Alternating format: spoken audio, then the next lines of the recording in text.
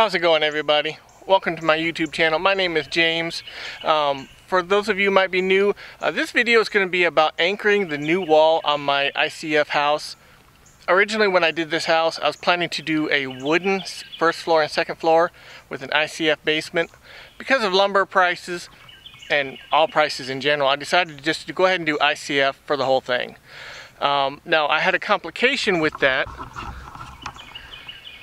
Basically, if you're going to continue with concrete wall, you want to stub rebar straight up so to attach to the next wall. Well, I didn't do that thinking I was just going to do a wooden framed wall. Well, so all I have is just little anchoring bolts, which are not going to be enough to adequately adhere for the next floor. So what I had to do is basically I went out and bought a special drill bit. Wasn't cheap, but it worked really good.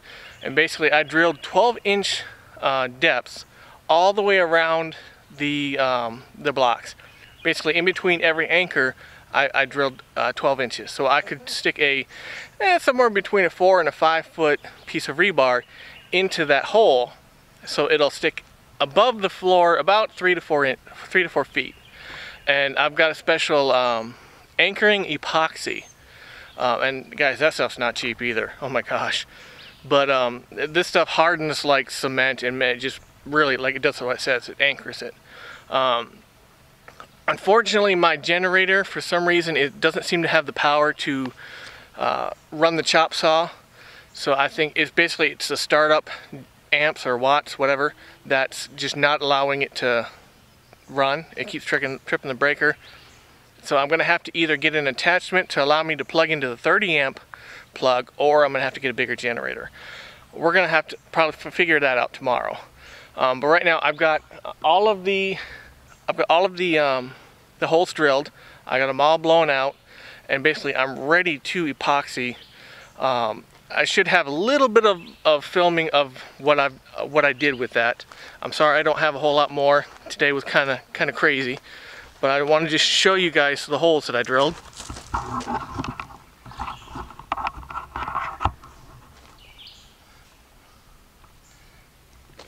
As you guys can see, this is the hole that I drilled, and each one of these, you can see the anchor.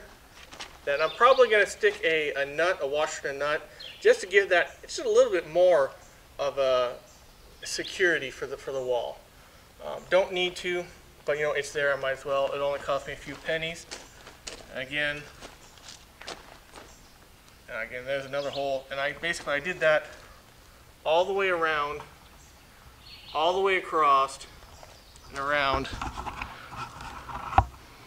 And let me tell you guys, my arms are tired.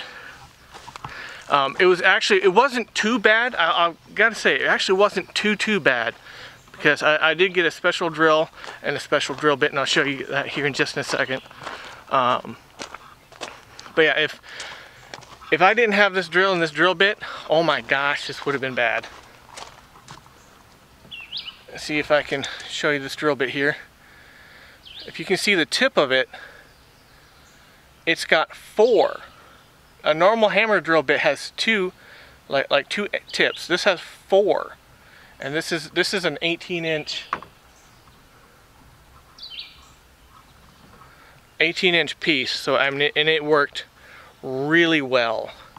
I'm tired, but it worked really well. The drill that I got, let me see if I can get this. Kind of awkward trying to do this one-handed, but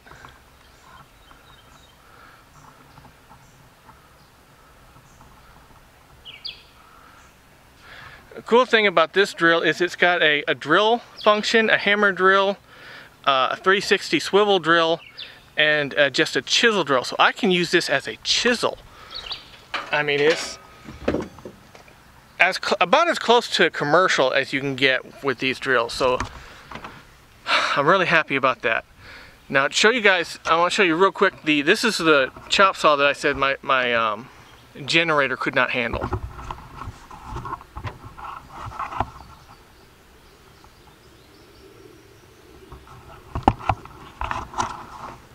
Now that is a brand new 14-inch black blade bit for cutting all kinds of metal, whatnot. But again, it's so strong, its initial jolt to turn on trips the generator. So like I said, I'm either going to have to get an adapter to plug into the 30 amp plug, or if that doesn't work, I'll basically have to upgrade to a bigger generator, because I'm going to need that to cut the rebar. The rebar is 20-foot lengths. I'm going to need to cut that into 4 or 5 foot lengths to put in, but I'm also going to need that to cut the metal framing for the subfloors and the drywall studs, metal drywall studs. So it's very important. I'm going to need that. So either I get a special attachment or I get a bigger generator. Don't really want a bigger generator, but the plus side of that, if I do get a bigger generator, I can get a flex fuel, one that runs on gas or propane, and I could potentially use this as a backup generator for the solar system. And it is, I saw one, it's really cool. It's got an electric remote start. I mean, remote starting your generator. Tell me if that's not cool. But yeah, if I have to, I can get like that, build the house with it, and then when I'm done with it, just park it in the garage, hook it up to my solar system, and there's my backup generator in case I have massive outages of sun. But yeah, that's being said, that's going to be it for today. I may or may not post this. I may post some more for this for one big video. I'm not sure. But if not, thank you for watching. Let me know what you thought. If you have any ideas, whatnot, as I'm going through, I'd love to hear from you. Go ahead and leave a comment. Appreciate it. If you liked the video, I'd definitely appreciate if you give it a like. And if you want to be notified of more videos, go ahead and hit that subscribe button. I really appreciate that. All that stuff helps out with the algorithm, help my channel grow. And that being said, I'll see you guys in the next video.